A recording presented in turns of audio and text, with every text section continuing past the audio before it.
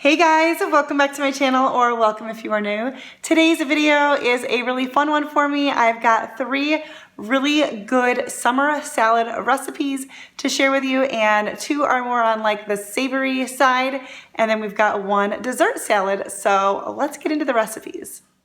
This first summer salad we're going to make is going to be an Italian pasta salad. I'm using this pasta from Aldi. Really like it in pasta salads, but you can use anything you want. Like a rotini, a spiral pasta is also a really good one. I like this one because it's nice and firm. So you're just going to cook that according to directions, making sure to not overcook it. You don't want mushy pasta in this.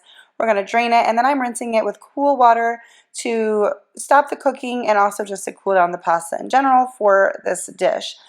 Now there's lots of different ways you can do this, different things you can put in it, but this is what I like to do. I'm putting in a whole cucumber and then a good chunk of broccoli, and I just kind of do it. I don't really measure it. I just kind of do it based on what looks good, but I do like to cut everything up into small pieces because I like, in stuff like this, I like to be able to get a bite and get like a little bit of everything in, yeah, like in one bite.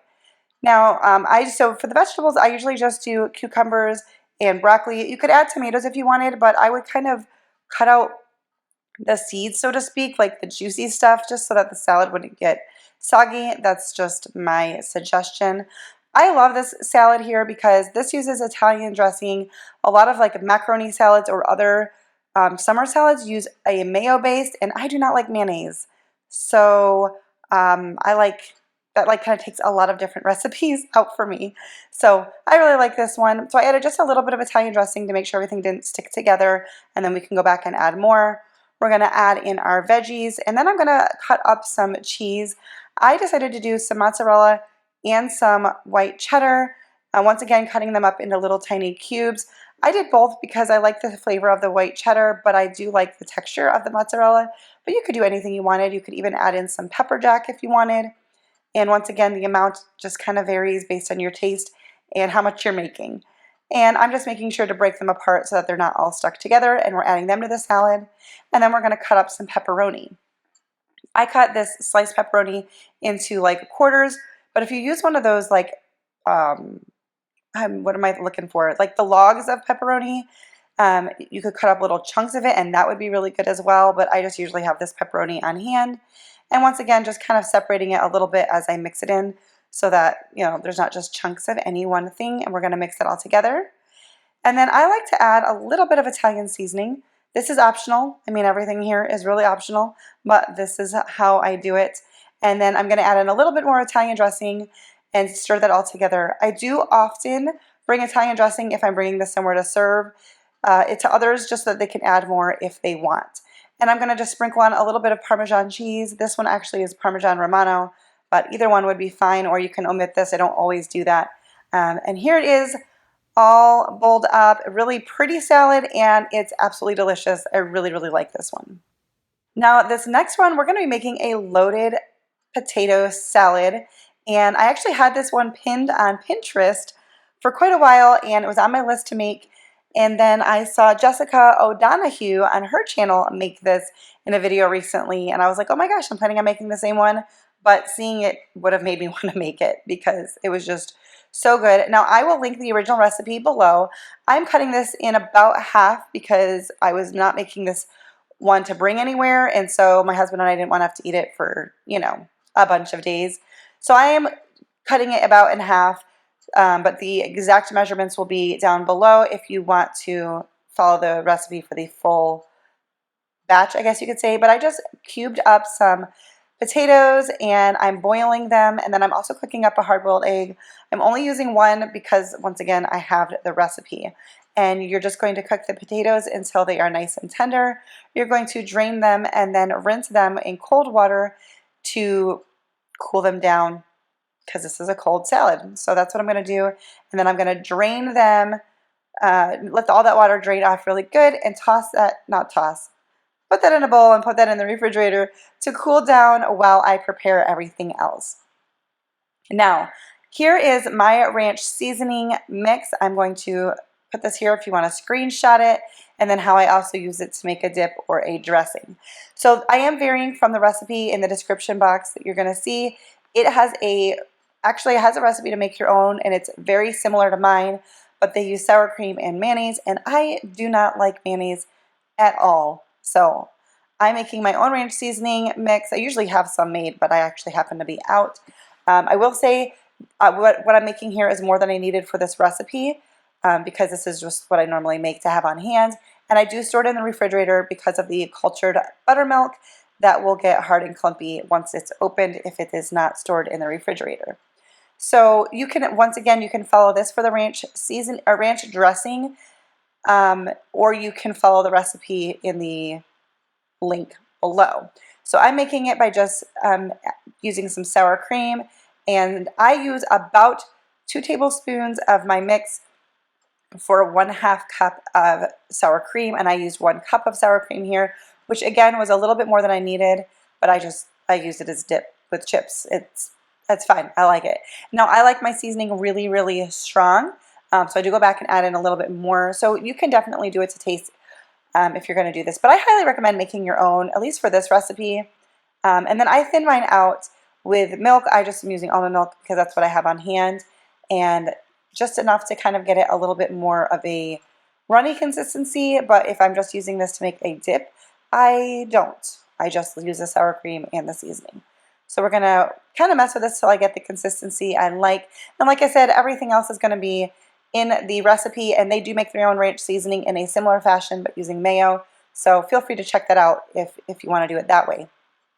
So I pulled my potatoes out of the fridge and just poured on some of that ranch dressing, and we're going to toss that and get that coated just a little bit. And then I've got my hard-boiled egg, and I kind of just cut it in 4s long ways and then sliced it up. I didn't want it too fine of chunks. I wanted there to be some visible chunks of a hard-boiled egg.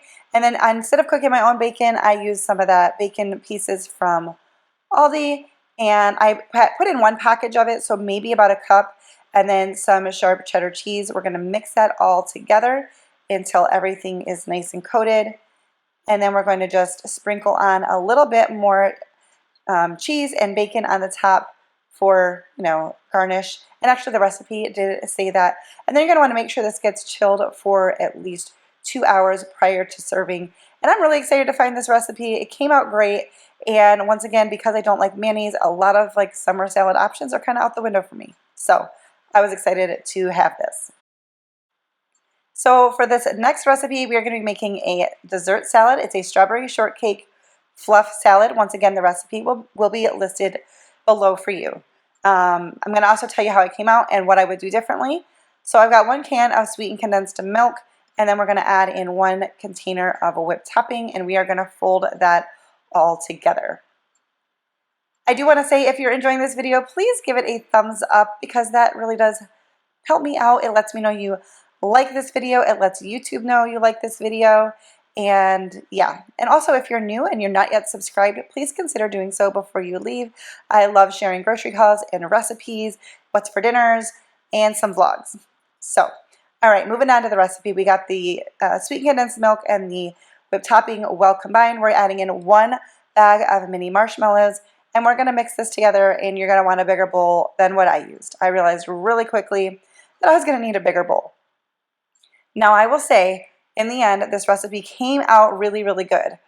It was a little bit sweet for me. I would probably do less marshmallows next time I make it, is what I'm thinking I will do.